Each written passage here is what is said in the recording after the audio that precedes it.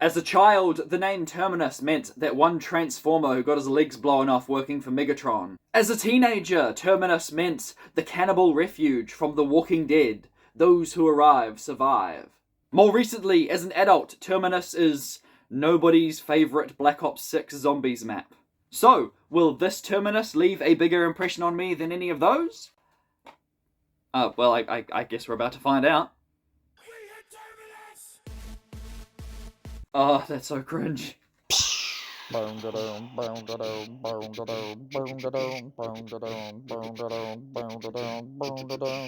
the 80s. We are back with Season 20 and the Black Guardian Trilogy. What are we, like 4 serials in now? Yeah, and we're at the midpoint of this trilogy box set. As always, it's another 4-parter, originally airing in early 1983, and features the 5th Doctor, Nyssa, Tegan, and newcomer Turlough, and this is my first time watching it. After last week's Mordrin Undead introduced us to this new companion being manipulated by the returning sinister Black Guardian, I was quite looking forward to seeing how that would continue into this one. Well, let's just say it doesn't, really.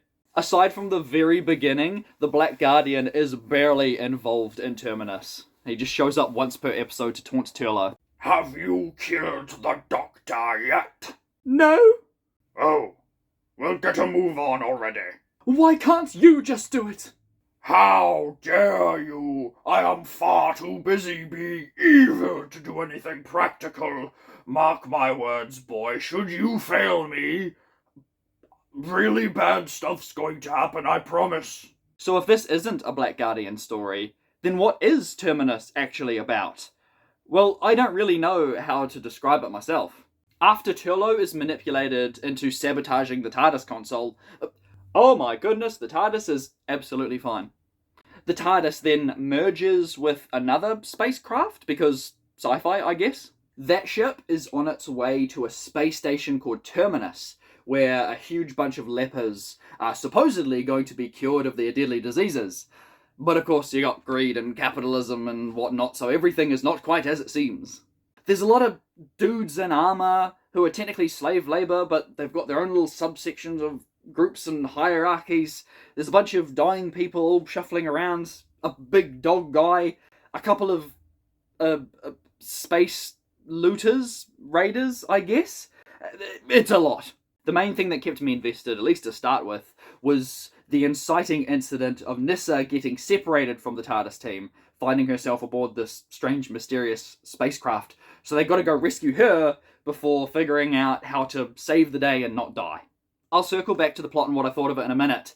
But first, I just have to ask, what decade of science fiction did these two walk out of? They're all big hair, glitter makeup, with fabulous spacesuits with giant helmets. While I'm at it, and this might seem like a bit of a tangent, but I was constantly being reminded of other influences while watching Terminus, from both in and outside of Doctor Who. That little robot was like if you combined a Chumbly, a Quark, and a Croton together to get some kind of Star Wars droid. The Garm, I think it's called, reminded me a little bit of the giant space doggo from Flux. The whole setting is very reminiscent of New Earth, with all the cat doctors walking around. Well, technically it's new. And then it just got silly how so many things were reminding me of other things, like the veneer, their armour looks like the Armoured Titan from Attack on Titan, and their leader looked like the bad guy from Twilight.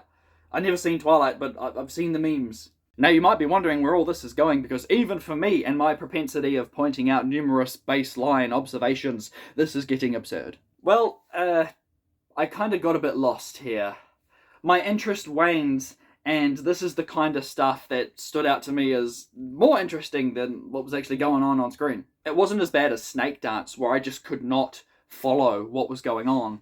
But while I liked episode 1 of Terminus, it seemed to just keep adding stuff, and it got to a point at the start of the final episode where the Doctor starts going on about jettisoned space fuel causing the Big Bang.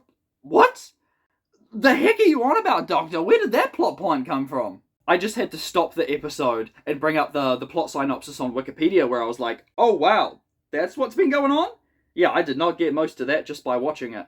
Again, I don't want to say it was objectively confusing, but at least to me, it wasn't entirely clear what was going on with the bigger picture. particularly when dealing with location, like where the characters are at any one time.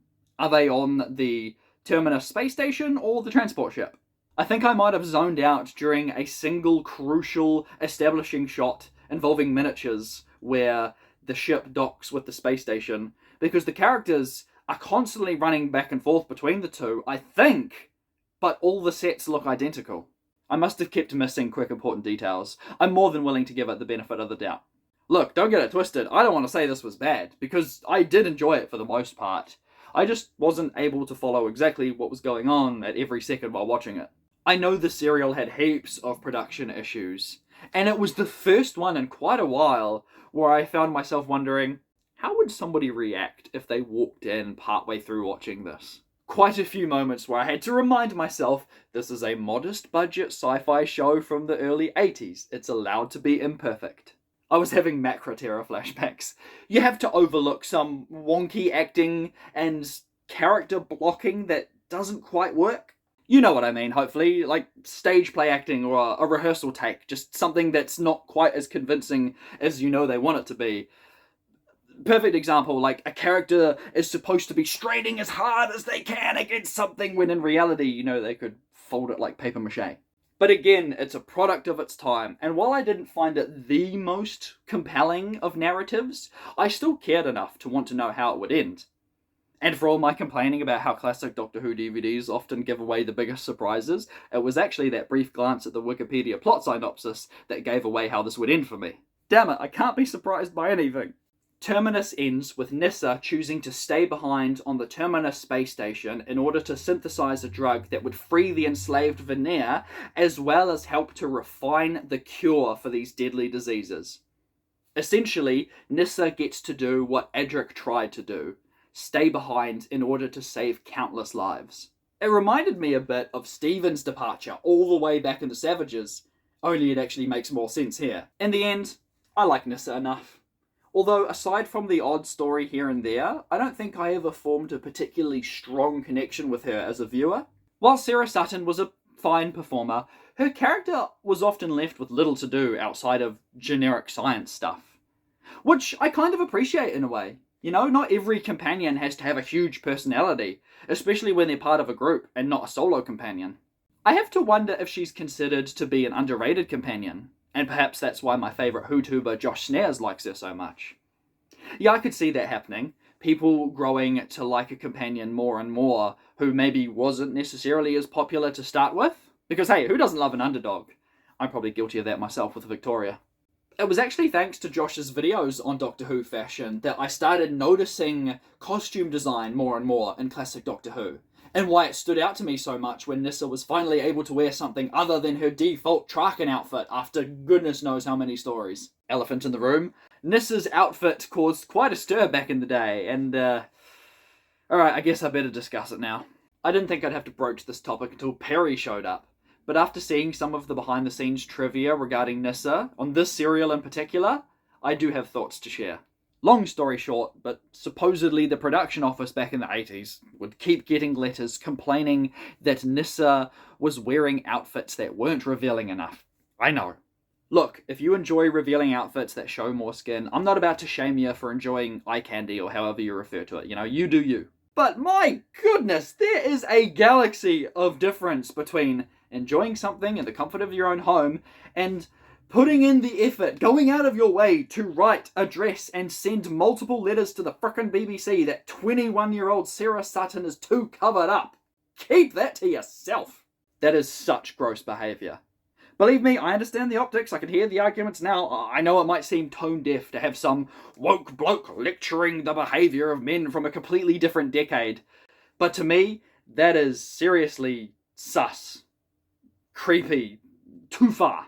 Again, I don't want to sound too ignorant on this contentious topic. Regardless of my own personal thoughts and opinions, I'm not calling you a creep for enjoying skimpy outfits. But writing letters to a television production studio complaining about a lack of them? Ugh. Detestable, reprehensible behaviour. I'll probably mention this again when I get to that infamous "Doctor Who is for the dads" quote, but that'll do for today. Personally, I liked the first episode of Terminus, and I liked how it all wrapped up, but everything in between is a bit of a messy blur for me. I can't say I'll particularly miss Nissa, but considering the fact that Tegan and Turlo just seem to annoy me constantly, I can see myself missing her in the near future. When I eventually revisit this one day, I hope that my knowledge of what is actually going on helps me to enjoy it and appreciate it more than I did on my first viewing. And I really hope that the Black Guardian actually does something next week. Thank you so much, as always, for watching. I hope my rant about revealing clothing wasn't too tone-deaf, but let's just say I'm not beating the pearl-clutching prude allegations anytime soon. Tune in next week while we wrap up this very loosely connected Black Guardian trilogy with enlightenment.